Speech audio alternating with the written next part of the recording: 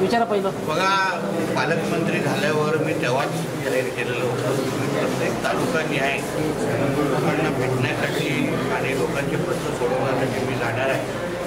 शेवटी मी जिल्ह्याचा पालकमंत्री असलो तरी मी शेवटी ह्या जनतेचा सेवक आहे आणि ओरसला नेहमी मुख्य सगळे शासकीय कार्यालय असल्यामुळे तिथे बसून काम करत असताना ह्याही गोष्टीची आम्हाला जाणीव आहे की वेंगुर्ल्यातून प्रवास करून येणं, घोडावरून प्रवास करून येणं, देवगडवरून प्रवास करून येणं हे सामान्य नागरिकांसाठी कित्येक वेळ खर्चिक असतं.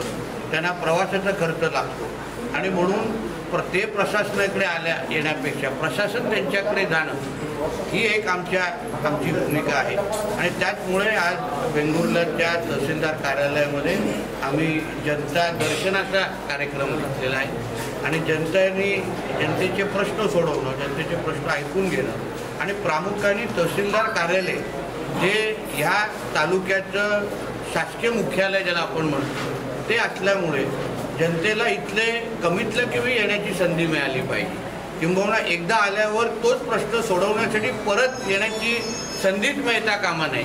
हा अनुभव जनतेला मिळावा या दृष्टिकोनातून आमच्या तहसीलदारांबरोबर आणि प्रांत होते आणि त्यांच्या सर्व संबंधित खात्याप्रमुखांबरोबर तालुक्याच्या आम्ही आज संवाद साधला, जनतेचे प्रश्न सोडवले आणि माझी अपेक्षा एवढीच आहे की प्रत्येक तालुक्याच्या तहसीलदारांनी आपल्या कार्यालयामध्ये झिरो पेंडेन्सी म्हणजे कुठलेच विषय प्रलंबित ठेवू नका.